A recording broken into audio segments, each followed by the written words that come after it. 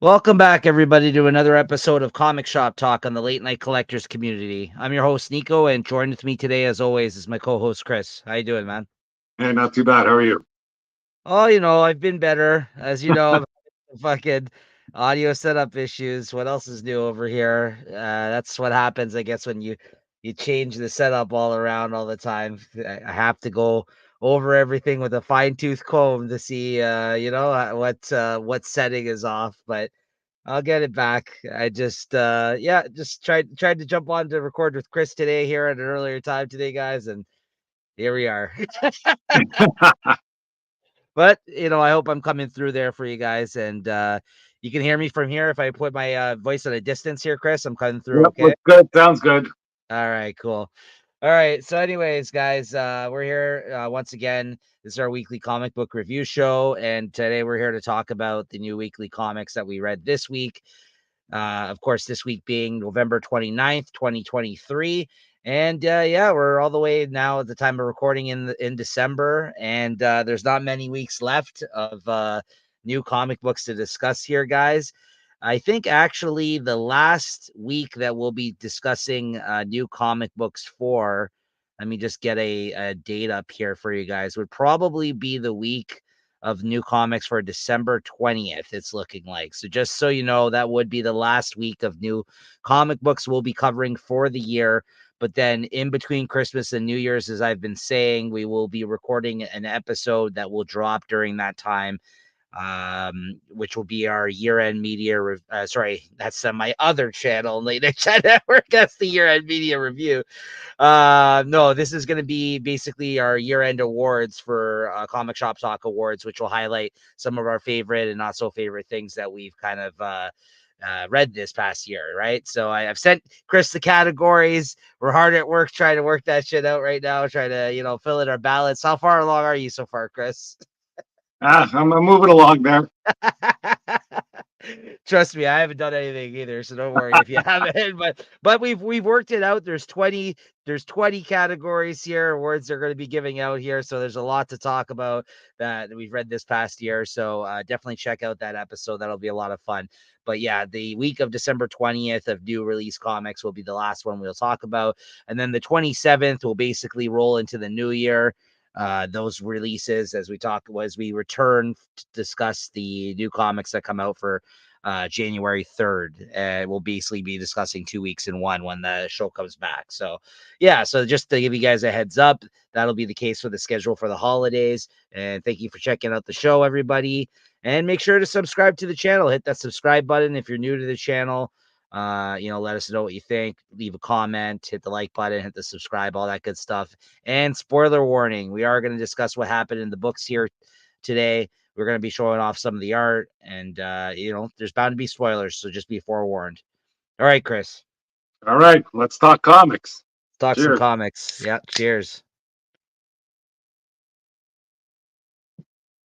All right, first up on the docket here today, we got Titans Beast World #1, Chris, which I think we just both read online. You didn't pick this up, right? Yeah, I don't think I'm interested in the storyline, but there's a lot of tie-ins. There's a lot going on, and I'm not sure if I'm ready to commit to that sort of investment. I guess but the story itself, I didn't mind too bad. There's a couple of things that kind of got my goat. Let's say when I guess when the big bad was revealed there, and all the heroes get together.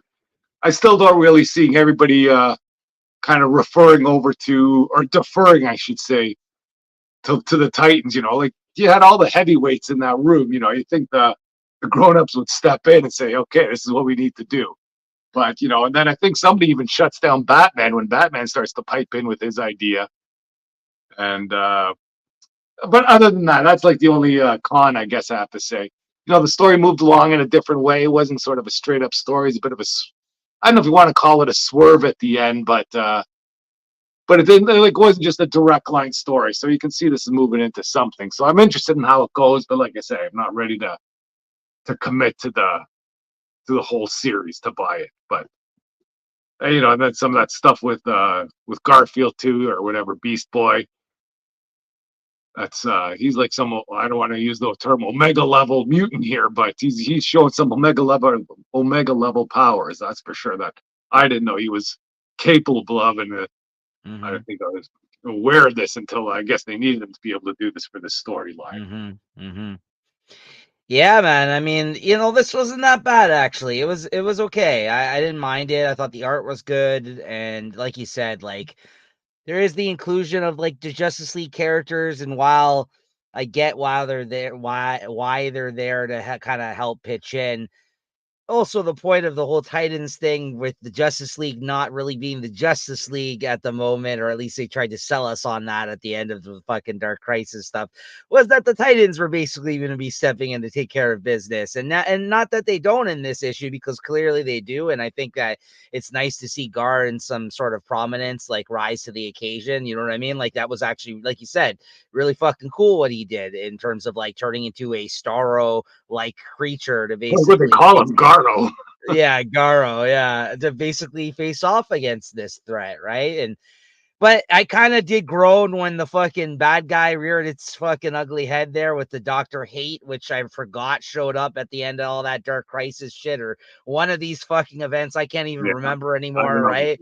He showed up in something I know that we read and talked about. I don't know if it was the end of Dark Crisis that he teased it, one of these things, right? Because they are in and out of these events. Actually, no, it was. Isn't he from the stupid Night Terrors fucking books? That's where he showed up at the end of. Yes, I'm pretty Great. sure yeah, great. Yeah, even better. That's where he showed up. I think this Doctor Hate instead of Fate or whatever showed up, right? And Yeah. so I don't know. I kind of groaned about that. I was like, "Oh, get out of here with that shit. I don't even care about that guy." But otherwise, I thought it was for an event, not bad. Not bad so far. I mean, it was okay. It is tying into, I guess, Taylor's Titans as well. I guess from here, and then through some obviously another bunch of books, because this is a line wide event as far as I know, or at least in some of the titles it is. But yeah, it wasn't bad. I think the art was really good. Ivan Rice, I don't know how you say his name. He's really Yeah. good. I mean, he's worked with Jeff Johns a shitload in the past, where he's on the more important titles or the event titles. Like he's the type of guy you call in for something like this. So I think that it was good to have him included in this. He's great, great DC artist. So yeah, this was all cool, but this guy showing up, this bozo, I was like, oh, get out of here with this. I didn't. I was just like, I almost forgot about that guy. I was like, oh, is this guy really the villain of this event? So anyways, otherwise, yeah, it was all right. What would you give this out of 5 then, you think? I give it 3.75. Wasn't the worst thing, but it was okay. Same. Yeah. Yeah, it wasn't bad. I might read the rest, at least the main book, Yeah. on online throughout the event. So we'll see what happens. All right, next up we got Howard the Duck #1, a unexpected one shot that came out this week. I guess with Chip Zdarsky returning, kind of at least to kind of write the intro outro, kind of the setup, let's say, for this issue, for the other writers to step in. There's about 3 different writers and artists that kind of did short stories in this, but the writer artist Zdarsky and Joe Quinones, who did the intro and outro bit, they did a run of Howard the Duck years ago at Marvel when Zdarsky first started kind of being known as a writer. This was one of the first things he did for Marvel, was Howard the Duck. So what'd you think of this, Chris? Well, when this came out in the solicitations, I was tempted to buy it. I was kind of humming and hawing. And, I kind of regretted not getting it when it did get released. But then when I read through this, basically it's like 3 what if stories. Yeah. And, like they weren't really all that, I don't know, ground chain, or, they weren't super funny. They were just stories. Yeah. They weren't bad stories. They weren't great stories. There's some fun stuff, I guess, with that Watcher, The but Peeper. the Peeper, yeah, That's the only thing I laughed at, to be honest, throughout this whole thing. I was just like, this schlubby watchman. He was like, "Oh, you have to. That's my brother," or whatever. yeah. I was just like, he's like, "I'm the Peeper." That's the only thing that made me laugh. It's so stupid, but like, otherwise, I agree with you. This wasn't like a very funny issue. Yeah, I thought it'd be more satirical, where they kind of even, tear apart the MCU or something like that. But, I think yeah, I'm glad I didn't buy it. The story, like, it was an interesting enough read, but yeah, it's not for me. I think I like the X-Men story the most. That was kind of interesting because he had mutant powers at one point, and then they got taken away from him, and they kicked him out of the of the X-Mansion like right away. He's like, "Come on, Nightcrawler, it's me, Howard, and I'm your friend." He's like, "Nope, no more X-Gene. You're out of here, right?" They fucking kick him out of the mansion right away, which I thought was kind of fun. But yeah, otherwise it was whatever. I don't think there was any strong standouts in this issue either. Like you said, it was just a bunch of stories. I feel like that came and went and didn't Yeah, really leave that much of an impression on me. Um, but yeah, I the Peeper, there was that. there's the Peeper. Yeah, some okay art, I guess, throughout it. But yeah, and the other thing too that bugs me about these books is that, well, I guess it kind of fits into What If as a result, which I guess I didn't think of, but I don't like when they give you like stories that take place with different time periods of these characters. Like the Guardians team isn't this Guardians team right now currently, but Yeah, yet they have a Guardians team that's like this because there was a period of time where they were this team, right? So I don't like when that happens because sometimes they take sometimes going into some of these things it throws me off when it's an out of continuity thing and I don't know it's supposed to be an out of continuity thing. So I'm like, who the hell are these guys? And or this version. I remember this version of the Guardians. And then at the end of the book, they had all these advertisements for like, if you liked this, pick up this. And it's like the yeah, actual book when they were that team, right? So yeah. I just That almost killed it for me too, because then all it does become a commercial or an ad for the new for whatever they're trying to push, and that just yeah. makes it worse, not any better. Yeah, no, I agree. I just think it throws me off and I don't really appreciate it as a reader. And that's, coming from us, like we read a lot of comics on a weekly basis. So like if it's kind of bugging us in that sense, your target fucking audience, maybe you guys shouldn't do that, right? Like I don't know. I think it's interesting that they think that's going to sell comics or something for some reason. Oh, I like Yeah, this version of the Guardians. Let me go seek this out. No, like that happened like years ago now. Like the thing hasn't been on the Guardians in fucking years and years and years. Like, so like, I don't know. It's just really weird to do that. I feel like what makes the writer that jumped on and did that story want to do it during that time period, right? Like just make it yeah, easy on yourself and just do fucking current continuity stuff. I just never got that. Like, it doesn't make sense. This isn't like a fucking Elseworlds type miniseries here. This is yeah, sure it's What If, but like it's a fucking Howard the Duck one shot. Why are you gonna go and do that, right? So anyways, what'd you give this? yeah. 3.5. No, I'm not even gonna give it that. I'll give it No, 3.25. A little lower than you. Almost gave it a 3, but the Peeper. All right, Chris. Action Comics 1059. that's one of the comics I bought this week. I wasn't planning on buying, but it was thrown on my list, and I'm glad it was. The main story again, it's still kicking ass. I guess Superman's wearing some super armor here, or some armor from Steelworks, because he's been sort of powered down a little bit. The opening shows some, I guess, some robbers, fleeing the scene of the crime. You kind of see some supers in front. You assume it's Superman, but there's some Blue Earth organization that have stolen Superman's powers, and they're sort of patrolling the city now as the supers.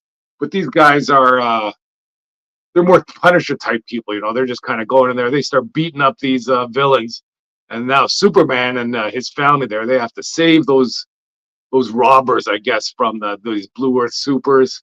And they have a bit of a fight there, and then there's some other storyline where I guess the leader of this Blue Earth, that's this character here. I forget what her name is.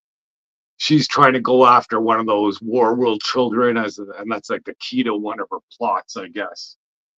And as the story goes on, they're kind of reviewing some tape while Superman there. He's trying to recharge it through Steelworks, and they realize that this Blue Earth leader could be or is a Raz Al Ghul or an Al Ghul, let's say, and from an alternate universe. That's what they figured, because they're looking and go, what? That doesn't she look like Bruce? And that kind of puts some pieces together that they're dealing with, somebody smart that's planning all sorts of stuff together. And so it's got some stuff going on there. And if this was a comic with just this storyline running in it, I'd be great. But now my favorite backups.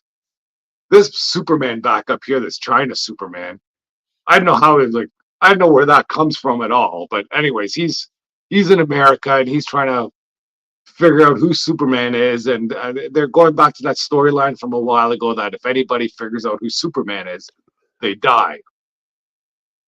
And he figures out who Superman is, but somehow he dies, but he comes back to life. And then now he has one of his friends from China, a China Batman, I guess. I don't know. I don't know what they call him, and he's coming to help out the China Superman, or I don't even whatever they call him. And now he can't tell him who Clark Kent is or who Superman is, because then this the Batman from China doesn't have any superpowers. So if he found out, he would die. And, he's telling him, "Oh, you got to trust me, whatever." So I Mm. know the story's kind of wacky. And then the third story is, I guess, I forget which Superboy. It's the Superboy that's using going by the name Superman now, and his boyfriend, just a little slice of life. They're living their life, doing what they got to do, trying to have a night out together or a day together. If I was more interested in these characters or them as a couple, it'd be a nice story. But unfortunately, I'm not. Right. Well, I'll Yeah. touch on that too. But like I say, the main story is decent, and then those two backups. The third backup is better than the second backup. But yeah, for the main story, I'd give it 3.75. But then those other stories just bring that whole book down, and it freaking increases the price of the book too. Or Yeah. well, maybe it doesn't, but even still, Right. Right. you don't need that extra pages for the extra money. Yeah. Yeah. Yeah. It seems to have been the case throughout this for most of this run for you, anyways. Is that the main story has been kind of the best Yeah. out of the bunch, right? Which I guess it Well, it should should be. be, They can at least have but some decent stories in the background. very true, yeah.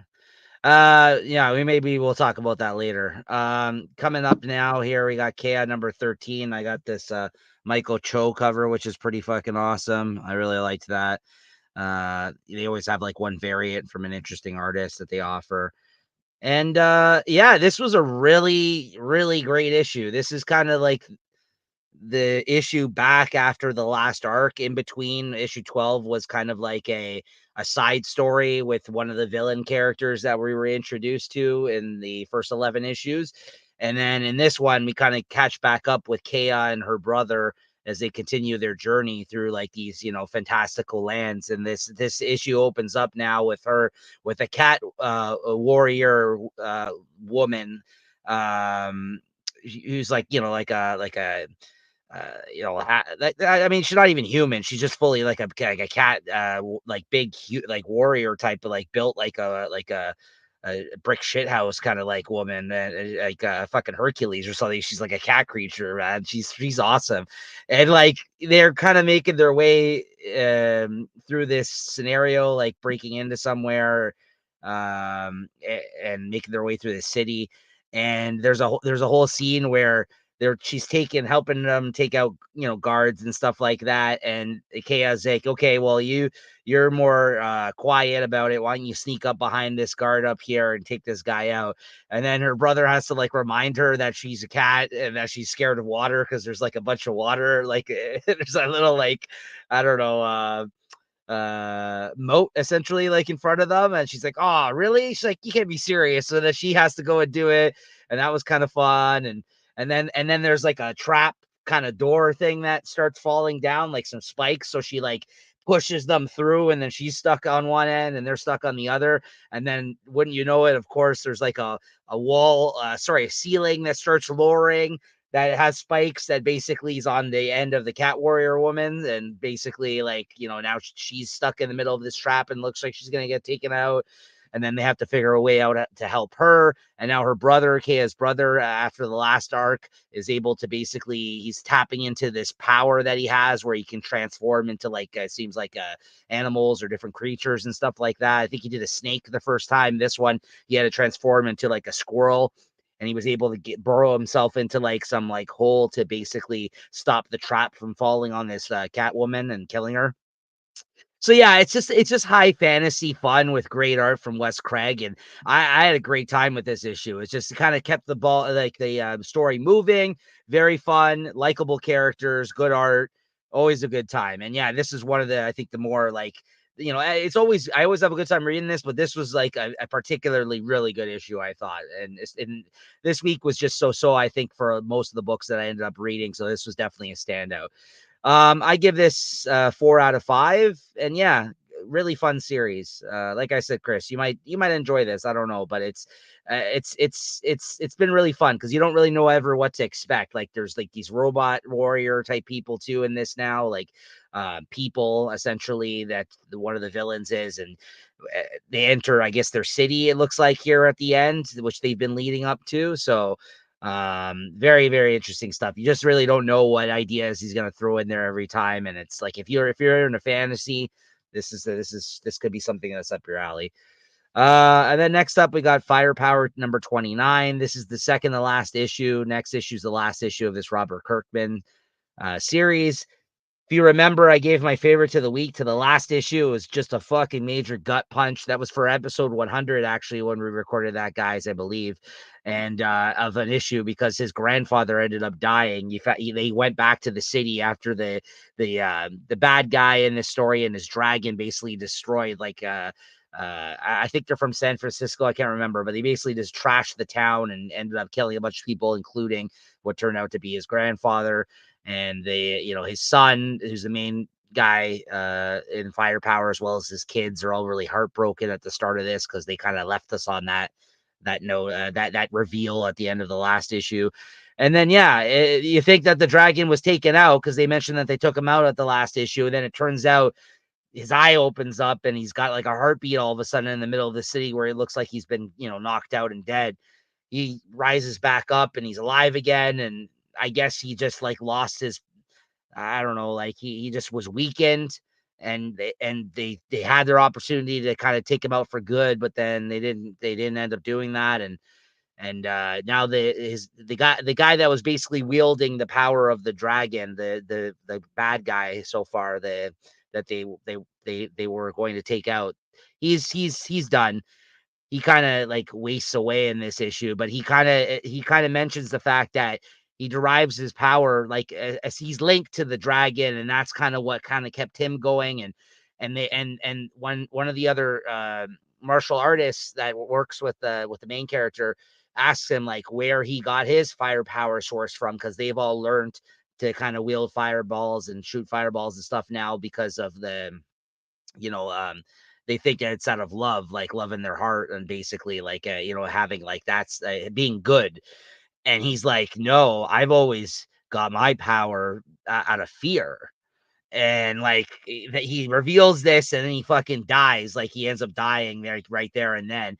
And then Buddy comes over and he asks his buddy there, hey, what did that guy say to you before he died? He's like, oh yeah, nothing.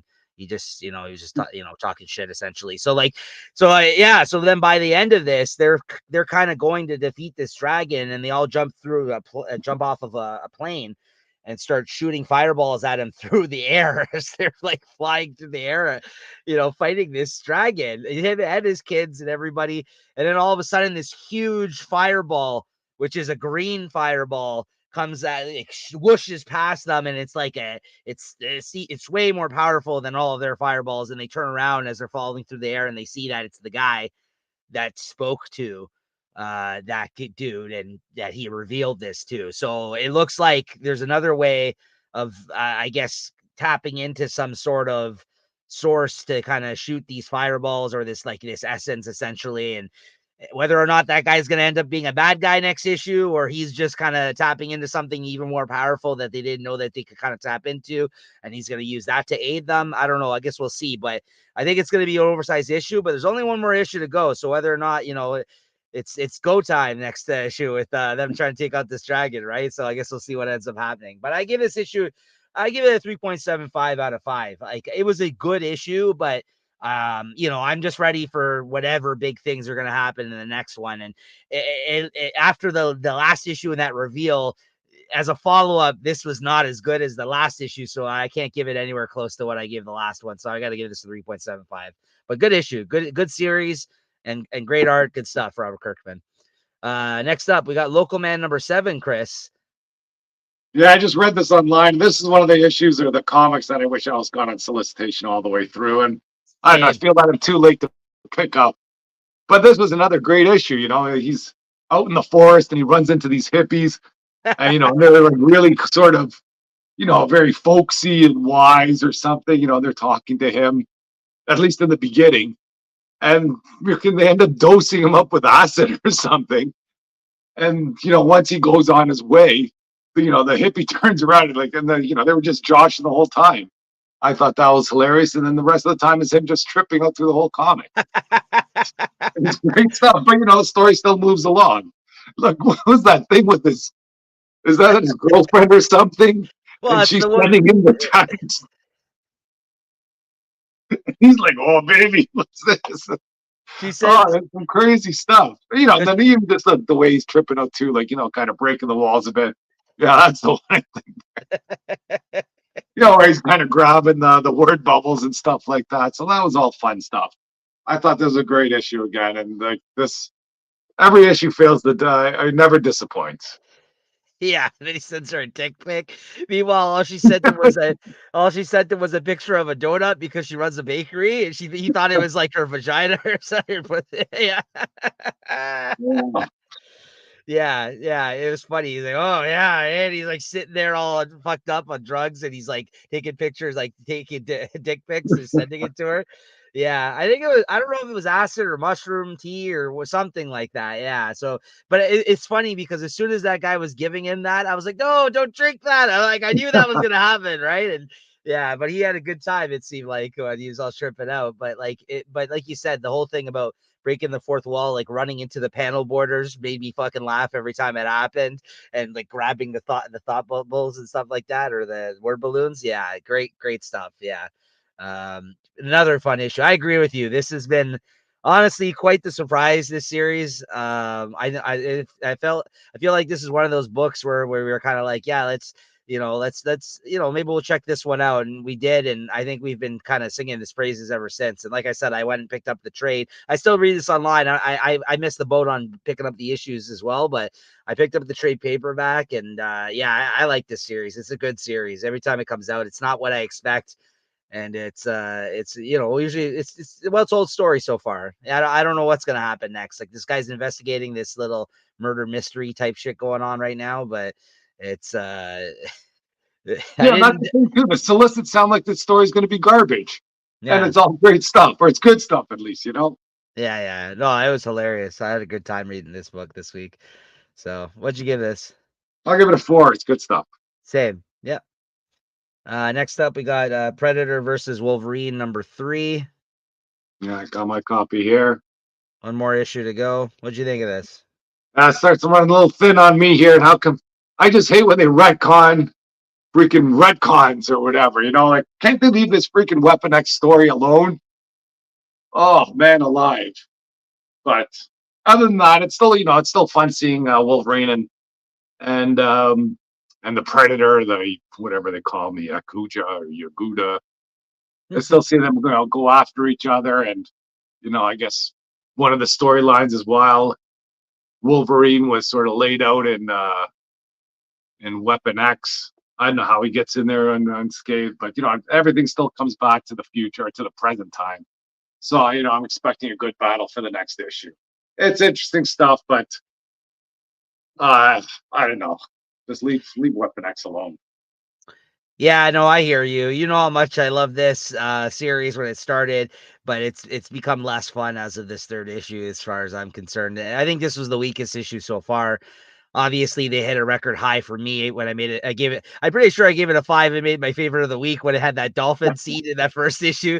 And then now with this one, I love Weapon X. I love that storyline. So you got to kind of be careful if you're going to be stepping into, like, I knew they were going to touch on this because obviously they alluded to it at the end of the last issue. And that's kind of what the series has been. It's kind of taking place at different points through Wolverine's history. So of course they were going to tap into some of these famous stories of his, but I mean, like, but this one I feel like they didn't really treat it in a manner Yeah, which, they're reaching for this story here. yeah, and then like the whole thing with the fucking he saw his like adamantium skull and that's how he came up with the Predator helmet. Like, come on, like what the Yeah, fuck is that? Like that was the stupidest thing like that they really were stretching on, like for me in this issue. I was like, okay, that's stupid. Like I get where you're going with that, but it's dumb. Like I think that's just for like I don't think that Wolverine should influence anything that happened with the Predator, vice versa. You know what I mean? Like you can make yeah, connections. You could say, "Hey, this happened to the characters," but don't fucking add on things to their history. Like, "Oh, did you know the helmet? It was inspired by Weapon X." You know what I mean? Like that's yeah, that's stupid. crazy. I don't like that. I don't like that. Or that the Predators using those claws because Wolverine has claws or something, you know? Yeah. When you start tampering with that kind of stuff, although like it could be like very like interesting choices in the sense like you're like, oh yeah, look at these connections that you can make. If these are great ideas, right? To just make that. So, but no, it's dumb. I think every time people do that, I think it's like I groan majority of the time when they try to do that. I thought this whole scene of him falling out of the plane was awesome though. I thought that was really cool. And I also like the whole Muramasa blade shit, like the stuff with him and the blade. Like I like that whole, the Japan stuff and Yeah, everything. Like I like that stuff in this issue, but this fucking, oh yeah, look at his helmet. It looks the same type business. Like even when they did this page where they showed both of them, yeah, I was like, that's stupid. I was like, get out of here with that shit. So I didn't like that, but this was all cool. I like that, the samurai scenes and yeah, where they kind of left it off for the last issue, I was like, okay, yeah, I'm interested to see what goes down here. But yeah, it's still okay, just less fun than when it started, as far as I'm concerned. But I yeah. agree with It you. should have been like a two-pay or a two issue freaking, maybe not a one shot, but a two shot. I don't know if it's got enough juice for four issues. Yeah. What'd you give It it? is only four, right? 4. Yep. Yeah, I What would give you? it a 3.5. 3.5. Same. Yeah. Next up, we got Marvel Zombies, Black, White, and Blood, number 2. You said you think you might have read this, Chris? Yeah, I'm Yeah. pretty sure I read it all. And oh yeah, that Reed story. That story is pretty good with Reed Richards. It's This was excellent. This is the best story out of this whole anthology so far as I'm concerned. This was fucking really good, this story, Yeah, I this thought. is more like a Twilight Zone story, not so much a Yeah. zombie story. Reed locks him away because he has like a certain deadline to try and come up with a cure or something like that. And he has this whole timeline scheduled out. And I think one time, what is it, Iron Man that calls in, and Iron Man's sort of giving an update about things, and the first few things that Iron Man's talking about are freaking like nothing of that's really interesting for Reed Richards. And even Iron Man has one more thing to say, and Reed Richards cuts him off and says, "Hey, look, I don't have time to chit chat. You're taking away. I have like 10 minutes to of free time. I'm going to use this to talk to my family and all this sort of stuff." And then at the end, you find out what he was going to say after that first question before Reed cut him off, and it's like, whoa, the fallout of that answer. It was like, wow, that really hits you hard. But just all the other, just Reed struggling in there, and I thought that was a good issue or a good story. If they had anthologies are all like these stories, then they'd all be great. And I forget what the other two were. There were like three stories in here, right? Yeah, the next one was Beta Ray Bill is the middle one. Oh yeah, the Beta Ray Bill wasn't too bad either. And That was okay. But then I think the Reed one, the Fantastic Four one's the strongest, hands down, and I think one of the strongest and more anthology stories that we've read in more yeah, recent memory. I love that. Best one of this issue, of course, best one I think of the series so far. 2 issues in. The Beta Ray Bill one was okay, and then the last one we had this one with Cable and oh yeah, X Force. I didn't like this one all so much, but it was fine. But it's kind of like with the some of the members of X Force basically trying to track down and kill Cable. And again, they're all slowly getting infected and turning into zombies in this one too, right? So like yeah, that's kind of like the conclusion of all these stories is that the person that's trying to fight to survive ends up turning into a zombie or dying or whatever, right? That's yeah. kind of like, yeah. or the person that we're watching ends up getting taken out by zombies. That's all these Marvel zombies, like even the miniseries that came before this anthology series, like they did all these miniseries of Marvel zombies years ago. They all kind of lead to the same place, like in that sense, like but it's kind of more about like what they did to get to that point, right? Like what they tried to do to survive, or what they did in their final days or whatever. But yeah, that Fantastic Four Reed story was just excellent, excellent, excellent depiction of those characters. Great twist. Yeah, I won't even reveal what happens. Hopefully the art didn't give some of that away, but I think this is really, really fucking good. What'd you give this out of 5? Yeah, I give it a 4 for like with that Reed story, all like in combined. That Reed story is a easy 4.5, but you got to judge the whole book. And I'd give it, but that's giving it a 4 is a strong reading or a strong grade just off one story. I agree. No, I'll agree with you on that. I'll agree with you on that. Yeah, I think, like you said, if we're judging on the whole thing, I don't know if I can give it my favorite of the week, but yeah, I'm fine with giving it a 4 just based off of that fucking story. Even because even with the other stories, like you say, sometimes you buy the issue and you get some filler shit. Like I think that one's worth the price of admission. Quite frankly, Yeah, that story it was really fucking good. All right, next up you got Captain America #3. I got my issue here. So yeah, you're off of this book now, right? yeah, I think I am. This is still really good, but I should, yeah, I should keep on reading it though because it wasn't bad. That's for sure. I will say this. It's a dense read every time that I read it. It's pretty dense. It's dealing with a lot of things. It's not the easiest, breeziest read. I'll say that. Like, you know what I mean? For like a superhero book, like not that again, it's not bad. Like by the end of it, I was like, there's a lot of good things going on in this story.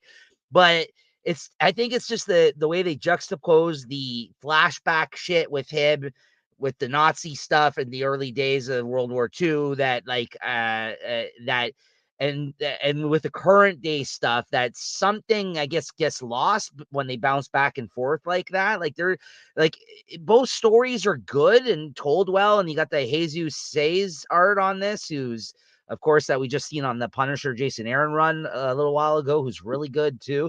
It's really good. It's just but I find like at the end of every issue, I'm just like it's such a dense read. I find and like they all are kind of doing these one and done stories every issue with him in the present day, but then you have this story building in the background, and I wouldn't say that it's anything new that we haven't seen when it comes to Captain America stories with all the him like in the Nazi stuff, but like in this one is kind of cool because there's some gangsters in New York that basically they see him he keeps showing up to these Nazi rallies and kind of asking questions and trying to make them look bad and kind of being a dick from the crowd. Meanwhile, like they continue to get more and more supporters, and they're like, and the guy that's leading the rally is just like, I don't know why we got to keep dealing with this kid, and like whoever's in charge is kind of like, yeah, just whatever, just ignore him, let him do his thing. And he keeps showing up and asking questions of the Nazi people, like, and of course, like they're trying to say that it's something that it's not, and they're trying to get actual like public support and stuff like that. But then like he runs into like I forgot which gangster it is, like from real life. Like it's a real life gangster. I forgot which one it is, who I guess was also Jewish in real life, and he kind of came and saw him doing this, and then they kind of bring him to their like where they hang out, and they start talking to him and basically saying like, hey, you got balls, kid. You're like, yeah, maybe you should help us out or something like that. So he almost kind of gets like these gangsters kind of want to bring him under his wing, right? Which one is it? Sorry, I'm just looking right now. It's actually based on a real life like gangster from that time period. I can't remember the fucking guy. Oh, Meyer Lansky. So like if you ever seen any shows like even like Boardwalk Empire, I think he was referenced in like anything like that that has like gangsters from this time period in New York, you may have come across this guy's name before. So it's kind of cool that they actually reference like an actual person in this, I thought. So yeah, that was kind of neat. And then there's a whole storyline with Doctor Strange in this one. that they're investigating this house where some shit may have went down with, like, I guess whichever Nazi supervillain that he's gonna end up facing in this. And Doctor Strange, like, he starts talking to him through this like little like I don't know, this like totem type thing that the shield agent brought in, like, and he's like, oh, you're talking to me through a doll now, Steven. And he's like, this isn't a doll, it's a it's a figurine or something. You know what I mean? I don't know, it's kind of funny. I liked it because he calls it a doll, of course. It's kind of like when people are like, it's an action figure, you know. It was kind of like that kind of thing, right? So yeah, it's not bad, man. It's just a lot going on. Like I said, there's a lot going on, but at the end of the day, when I started kind of picking it apart and I kind of was going over it again, I really enjoy this series still. I just think that, like, as compared to some of the other superhero books, it's not as kind of a quick read as some of the other things that we read week to week. And there's a whole kind of demon thing going on. That part's kind of weird. I don't know what's happening with that, but there's like some sort of kind of demon shit going on, or I guess it's That's possessing this. Krasinski. He loves the demons. Wasn't that Yeah, all the Punisher stuff in his last run? that's right. This guy loves drawing demons, apparently. Yeah, I don't know. There's like some sort of demonic force of some sort. I think that's possessed or inside of this Nazi supervillain guy that he's going The to end up Beast. Don't facing. worry. Yeah, the Beast. Yeah, probably. Yeah. So, anyways, I give this a 3.75 out of 5. I'm still enjoying it. I think it's a good series. The Penguin #4. Uh, did I get that? Yeah, I did. I'm buying this now. Yeah, right. And they fucking said it was gonna be 6 issues, but now it's 7, as we learned from the newest solicits. You know what though? This is still really fucking good. In this issue, this is basically, um, continues the story of the Penguin here trying to take back Gotham. In this issue, you actually meet his like hot ex-wife. He's got like a hot ex-wife in this that he ends up going to have to ask for a favor because he's kind of, he's now going around hat in hand trying to, like, get favors for, even though he's got his crew together now. In the last issue, he got a crew together of the hired goons. He's got the hand now working for him. Sorry, the help, not the hand, the help. And now he kind of went to his ex-wife, who I guess he came to her, there she's the mother, I guess, of their children, and she kind of goes to her to help him kind of get back into prominence in Gotham as well, by kind of stepping aside and not getting in the way, kind of thing. And he goes to meet her in like the hotel, I guess, that she owns or runs. And she's also rich and kind of comes from like crime family, I guess, and this is why they know each other. But he goes there, and the whole time it looks like she's working against him to take him out. But then you find out it looks like he's hired goons or kind of have a plan in place to basically take out the ex-wife. But then by the end of it, it was all like just like a way to basically just fuck around with him. The ex-wife was making it seem like she still had the upper hand on him, and by the end it turned out like nothing is as what it seems, essentially, and she agrees to help him. And the help, there's a scenario where the help gets taken out by one of her bodyguards, and because of that moment, even though this is all like a ploy, like to kind of make it look like something was going on that it wasn't. The help, she allows him to send him to take out her bodyguard at the end of this issue and get vengeance on him because he made him look stupid, because he went to like attack the ex-wife at one point, and the bodyguard guy took him out.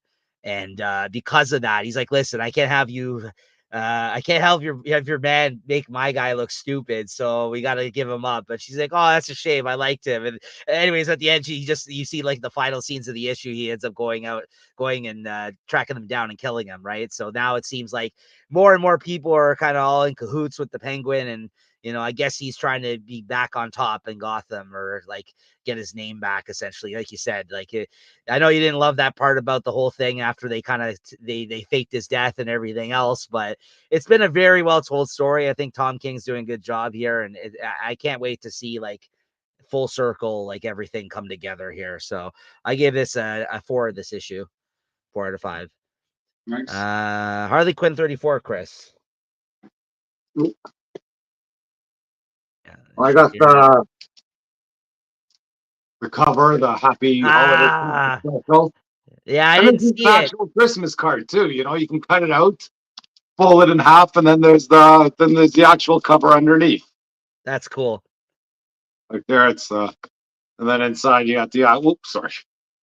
So there, then you can peel it out, then inside you have the actual cover. So That's awesome. I I didn't don't think see I'll it. be doing that, but I was aware of this cover, but I didn't see it. I didn't pre-order it, and I didn't see it. So unfortunately, I wasn't able to get a copy. But yeah, go on. yeah, but otherwise, that's about the best thing of this that Yeah, comic. Unfortunately, I've been down on Harley Quinn lately, and this didn't do anything to lift it out of the gutter. Let's say, it was a better issue. You got I guess the secret of those what Lou and her two hyenas. I guess they lose their omnipotence or whatever spirit that's floating through them. I don't know. Like I can't wait for this arc or this run to be done and see where it goes next. So I think I'm putting this on pause. I don't think I've ordered it in the solicitations for the next little while.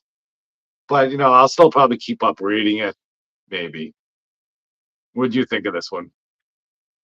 yeah. I'm still really bored by this story, but once again, I love the backup story in this issue. I think the backup story was the best thing about this issue. Honestly, I had a lot of fun reading that backup story, and it's so fucking weird. I know we trash backup stories a lot on this show, and I think that consistently, I think they've been bringing interesting artists and interesting backup stories to this title.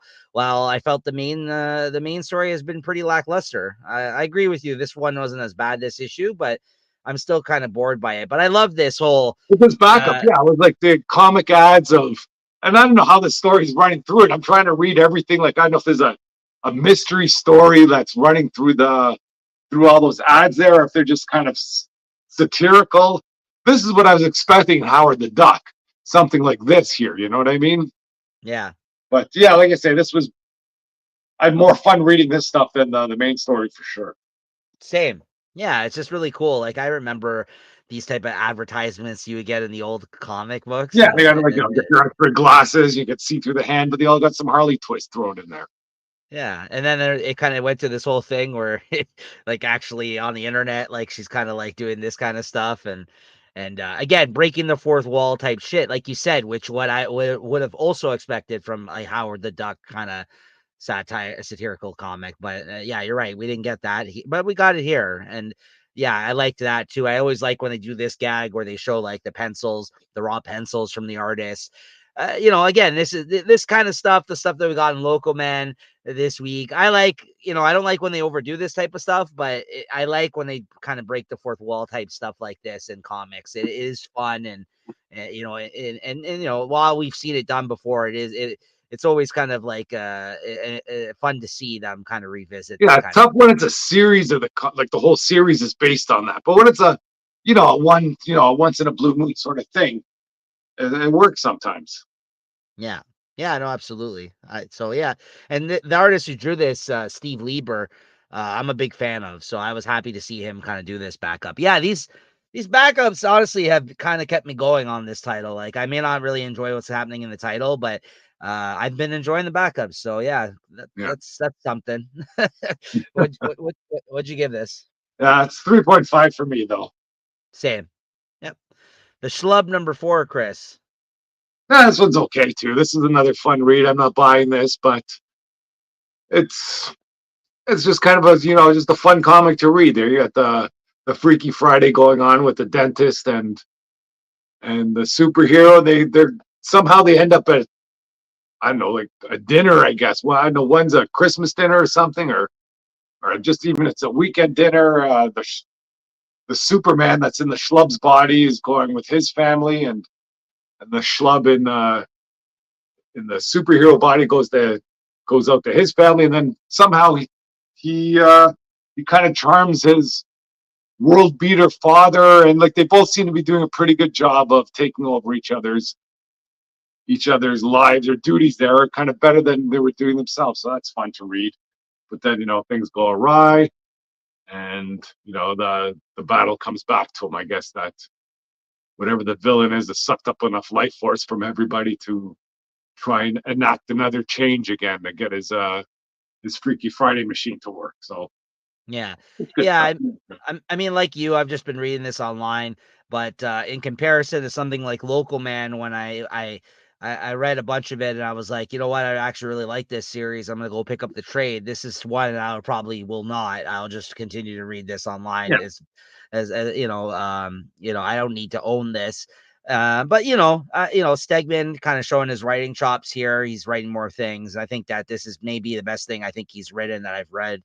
Not that it's like, amazing, but it's a good Freaky Friday type kind of storyline, honestly. And it's decent. I enjoy it. And yeah, like you said, I think both these people are doing a better job with their families and in their bodies than they did.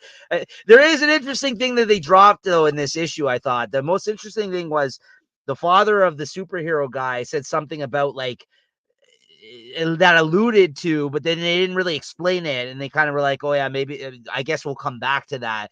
Was yeah, that his body was given to him? Did you catch that? Like he said yeah. He something gave him about the like powers or something like that, and yeah. So I'm curious if that guy outside of this superpowered body is just a schlub as much as this guy, and they're both fucking schlubs. You know what I mean? could Like, be. maybe that's what's going on here. I don't know because I thought that but it's funny the parallel of how he's really um, got way better manners than the main fucking dentist schlub guy. To Yeah, his family, they're like, "What the hell's wrong with you?"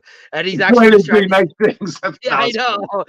They're getting upset with them because they're like, "You're a piece of shit. You're not Yeah, nice. well, Move what's it." your angle here? What's going Yeah. on?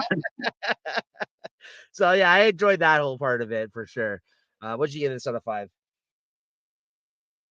So I'll give it a 3.75.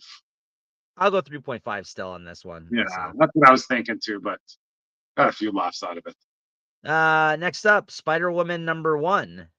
Or I guess should we talk about Spider Man first because as a lead into this, or do you think it I matters? guess, yeah, Yeah, okay. We'll talk about Amazing Spider-Man final first strike #1 because that kind of sets up this whole kind of event and Spider-Woman, I guess, yeah. is that just a mini series that's part of the event, or is it the starter for ongoing series that's in the It middle sounds of like it? it's the starting of an ongoing series. That's what I Where thought. the other Okay. ones are miniseries. I think it's like a Luke Cage. There's Yeah. the whatever Daredevil. Yeah, I Did you got a get variant cover, I think here, but still in the same vein. Oh, that's nice. I like that. Who drew that one? Frick, I forgot. I can't see who wrote through it. I'll Okay, have to no get back worries. to you on that. But Yeah, that's a nice cover. Go ahead. yeah, but as for this gang war, you can kind of I it's love me another a map. all-encompassing. I love But Mia Map. I just want to say that. you love the map. I love Mia Map. I had to highlight that on the art. I love Mia Map We're with gonna be seeing a lot of that map, and maybe.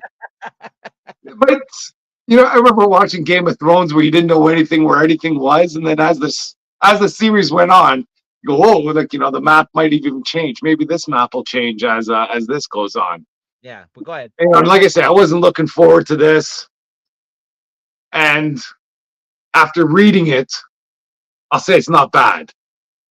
I'm okay with it so far. I think it's all right, but I'm worried once it gets into the Amazing Spider-Man. Like, what's coming out next week? That freaking JRJR cover is just absolutely brutal. But we'll talk about that when we get to it. But here, I think they have a. It's not JRJR here. It's I don't know who it is, but they do a decent job, and it kind of keeps a comic tone to this. It didn't go gritty or anything like that. And there's a few swerves inside, and at the end of there, some big things go down here too. I think does Robbie die or not Robbie? His son or something, Randy. Or no, Yeah, he died. He gets shot or something. Oh, he gets spoiler shot. alert. Yeah, he gets shot. Yeah. Yeah, and then I that Blue Beetle, they have to, she kind of have to test her loyalty, and she's ready to do things. So I thought it was pretty good. I liked this. Like you Yeah. said, I also wasn't really looking forward to this, the way they kind of were leading up to this event. I know we were both kind of like lukewarm on it. I liked this. This is kind of exactly what I had wanted. I said this, I think, even last episode. I'm like, honestly, if this is like a bunch of sea level goons, and you know what I mean, like they kind of bring them together, and there's some sort of story that comes out of that, and but it's not just that. There's other interesting things going on as well. Like you said, there's the Randy thing. There's the whole thing with it was a good Miles moment in this where Miles kind of called Oh Peter yeah, out. Mark, that. I'm glad you Yeah, brought that up. there was a great Miles moment. Like Miles is like, "Hey, listen, bud." He's like, "I've been doing this a while now. I appreciate all your help, but like you fucking left for like 6 months, and I was holding it down, and then you don't fucking return a call." And he's like, "What the fuck is wrong?" And like he called Peter out on his shit in this Yeah, scene. I was just like, that was great. I'm actually they announced a spectacular Spider-Man series now with Miles and Peter. I might yeah. have to check that out. I mean, like, I actually really like the dynamic. I mean, I've seen them together a bunch in other issues of things, of course, but I almost that feel like Miles Morales is calling out the writer of Spider-Man, saying, "What the hell happened to your freaking comic the last 6 months?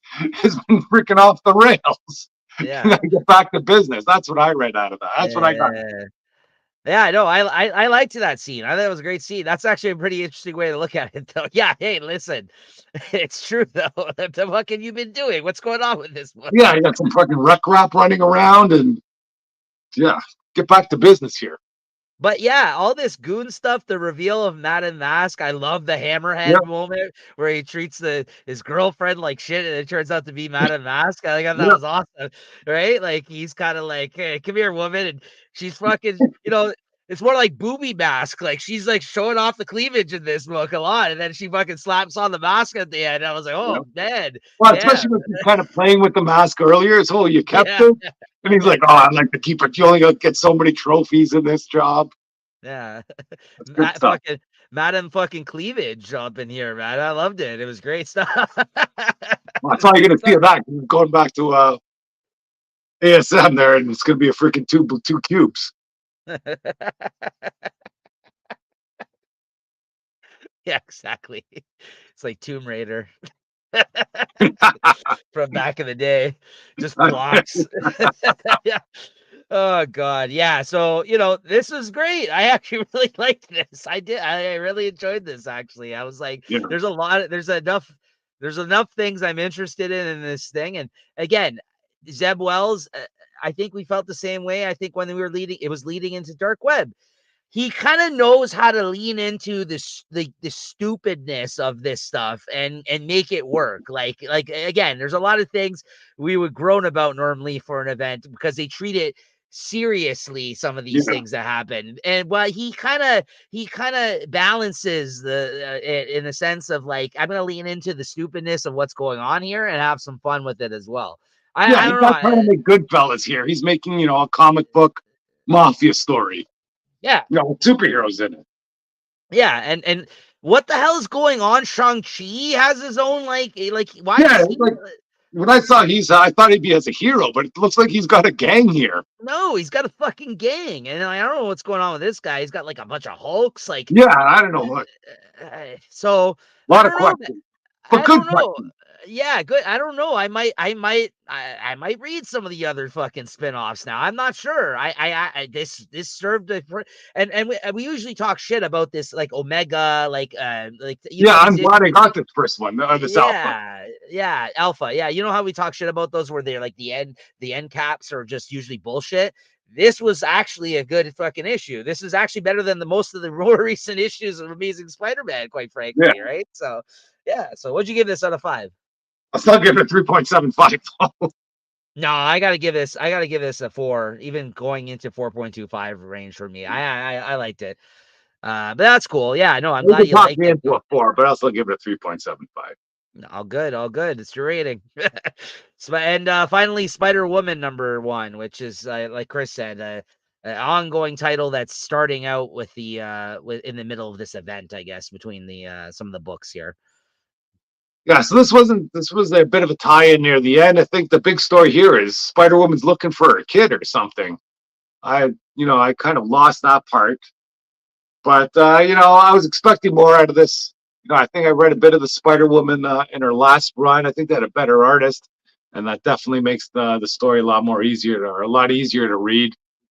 And you know, I don't know. That's about all I can say about this one. I wasn't.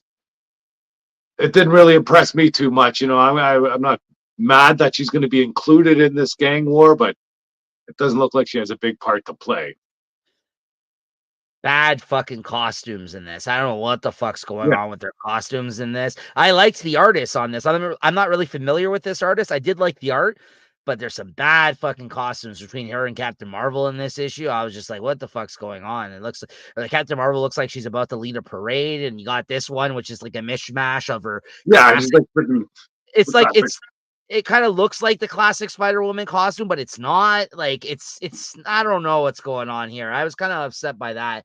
But the art was good. The story was okay, but it looks like they're also dealing with some, like you said, some prior storyline that something happened to her child, and I'm kind of really against that because like I kind of really liked the Spider-Woman stuff with her having a kid because it was different and outside yeah, of the norm of like the other spider characters, and not only the other spider characters, like the just comic characters in general in big two comics. Like I actually like the fact that she had a child and she had to take care of them, and I like Jessica Drew as a character. Yeah, I just can't really get behind what's going on with her currently, so I don't know if I'm going to read much more of this, but I thought the issue otherwise was fine. I just don't really know if I'm into her current status quo of as a character. It's not really the issue. It's not really it as a tie-in that was bad. It was just I don't really know if I'm liking the direction of Jessica Drew at the moment. So yeah, that's a shame because I really love that character. I've read some good runs of Spider-Woman in the past. I really like her as an aside to Spider-Man, and she was definitely for me my favorite character before all of these other fucking Spider-Verse people came around. Like yeah. she was my favorite outside of Spider-Man. So yeah, what'd you give this? Yeah, it's let's give it a 3.5. This is verging on a 3.25 for me. I think I might have to go 3.25, honestly. Yeah, just and but that thing is, again, I don't know if it's as much as because of the issue itself. I think it's just because I don't like where Spider Woman's at right now. Like, kind of bringing us in on the ground floor, not only for a first issue starting during a fucking event, but also with this other baggage that Yeah. she had from the other series. Yeah, I don't know what's going on there. So yeah, I don't know. All right, well, that's gonna do it for what we Well, read. actually, before you Oh, stop there, but Nico, I was wondering if you did read the X-Men Origins Blue. I didn't read that one, but go ahead if you want to talk about it for a Yeah, well, moment. I I did saw it. read it there. Some big things went on in that one. There, I think they retconned some history between Mystique and Destiny, and I guess as Wolver or as what's that? As Nightcrawler's parents, Oh, because okay. from what I understand, that as a Zeal guy, he was supposed to be Nightcrawler's father, and now Hmm. that's out the window. And they kind of went back to that timeline, and supposedly Destiny was there, and that was just a ruse to kind of to just to live in Azazel's castle, I guess, whenever this was taking place back in Oh, it was supposed to be. where do they explain that his like because the like he's kind of like this whole tail thing and stuff like that. That's from his father, though. How do they explain that?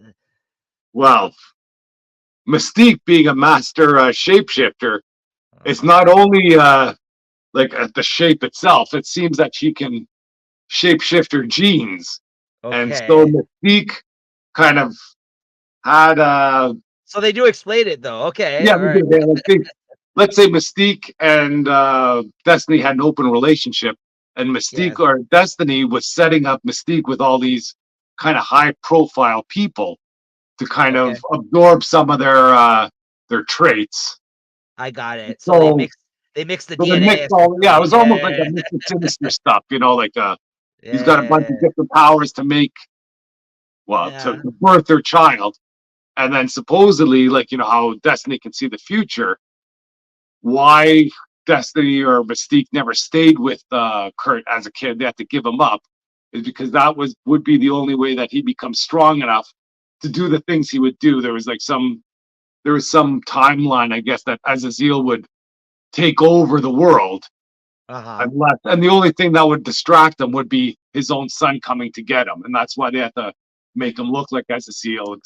They're kind of stretching it.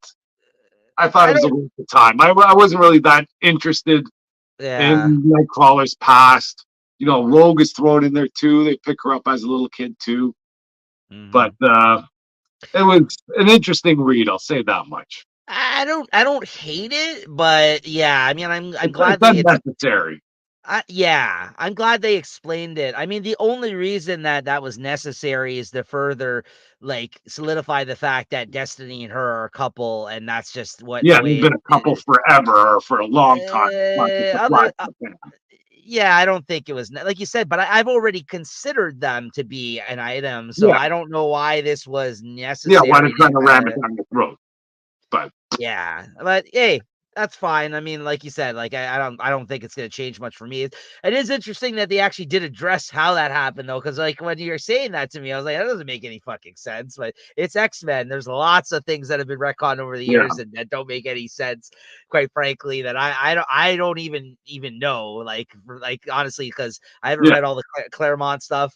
I've had people try to explain certain shit. It's a fucking soap opera, man. Like that's just that's the X-Men for you. So like you saying that, I'm just like, it almost didn't even phase me. I'm like, okay, like, I guess yeah, that's the thing now, right? Like, so, anyways, that's actually one of the most convoluted fucking, like, I think thing in comics is the X-Men history. So, like, that's interesting. So they're gonna say that's the case now. Interesting. Okay. All yeah. right. All right. If you get a Uh, chance to read, it's not a bad read. I might check it out. Yeah, I might check it out. I did see it out there. I was kind of like, what is this thing? It's a one shot, I guess, right? Yeah, Or okay, yeah. okay, They referenced it in the Uncanny Spider-Man, and there's right. that stupid elf in there too. That elf bugs me. I don't know whatever he's doing. It's freaking Mr. Yeah, Gazoo from the Flintstones or something. yeah. Hey, dum dum. Yeah, What did he say? Yeah. and pretty All much right. that's the way he talks too. All right, Chris. What are you reading next week? Okay, next week got a few things on the go here. I'm getting Alpha Flight 5, Daredevil 4. I'm probably going to read Fantastic Four 4 because that's I think the family's coming back from the timeline or whatever. Yeah. Amazing Spider-Man 39. We already talked about that brutal cover. I might read Avengers 8, get Iron Man 13, Venom 28, X-Men 29, Batman 140, Birds of Prey 4. I think might read Ivy 17, and then what's this here? Okay, but fucking. Oh yeah, that Beast Wars stuff. I think Sacrificers and Transformers 3 coming out next week too. So I'm looking forward to those.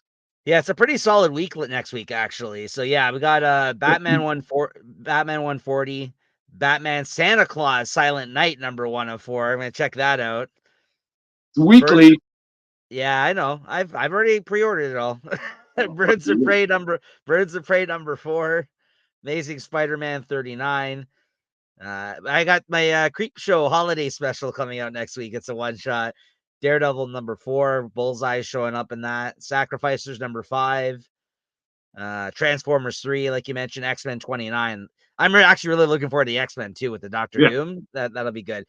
And yeah, and then some things online as well, like you mentioned, Iron Man and possibly some other things here. Hold on, I got the list here. Let me just bring it up quick, just to even remind myself of what's happening here this week online, because there is some titles that we read online now. What do I got here? So yeah, Iron Man for sure. DC, let's see what they got going on. Uh, there's a Hellboy Winter special. Maybe I'll read that. I do like those when they come out. Um, DC, I think that might be it for DC. I don't think there's much else there that I was looking to read over there. Um, yeah, Poison Ivy, I don't read. Shazam, I might read that. Yeah, that's about it. I think. Oh, and you said the Titans stuff, the Beast World. That's DC and Marvel or an Image. Image, nothing there. It looks like that's catching my eye that I missed out on. No, nothing there. And Marvel. Oh, next week's the end of the Alpha Flight and the Dark X-Men series as well. And no Uncanny Avengers though. Huh? yeah, That's coming. pretty much throughout the weeks. Avengers 8. I'm gonna be reading. Yeah, probably Fantastic Four. Oh no, Dark X-Men is the next week. Okay, I guess it's just Alpha Flight next week. Okay, yeah. So that one I'll end that out. New Thunderbolt series comes out. Maybe Venom. No, I don't read that. You read that. Yeah, that's about it. All right, so that's gonna do it for what we're reading next week. So some things I'm really looking forward to though. That'll be good. But Chris, your favorite book of the week? Hate to do it, but it's one of the comics I didn't buy. I'm gonna have to go with Local Man. Good pick. Good pick. Hate to do it, but I'm actually gonna give it to Amazing Spider-Man First Strike. Local Man was in the running, and so was Kea. Honestly, like I could have given it to any of those, but I don't know. I did like Spider-Man, and I think maybe it's because I also went in with low expectations, Yeah, let's say. But I did like it enough to give it my favorite of the week. But yeah, Local Man, great book. Honestly, it really is, and it should be interesting as we do our year-end awards, guys. That's coming up in a couple of weeks. The stats are looking pretty good on Local Man for some of our picks. I'll tell you well, that I right think now. Local Man just comes out on bad weeks. Maybe we've picked it a couple of times though. I'll give you that. I'll tell you Yeah, that much. Not to spoil anything, but that'll be interesting too, guys. On those episodes, I try to compare the stats for the year of like what we picked the most, this kind of stuff. So it kind of really makes things interesting in terms of like just giving that perspective on things for the year, right? And yeah, we're gonna be doing some comparisons to last year, how things have changed. It's kind of interesting to see people's trends, like kind of like what they gravitate towards and what they gravitate away from as time goes on too, right? So it's yeah, it'd be interesting to talk about that stuff. So make sure to tune in. All right, guys, well, that's gonna do it for this week. Thanks again for joining us. As I mentioned, our last show of the year once again will be on this or our last comic shop talk, at least for talking about new comics for the year, will be on. We'll be talking about the week of December 20th for new comic book releases, and then we'll be coming back on January 3rd talking about those comic book releases as well as the week of December 27 comic book releases. But in between the 20th and January 3rd, we do have our best of like year end kind of show where we talk about the things that we read this past year. So make sure to check that out. All right, Chris. Thank you, man. all right, cheers. All right, later.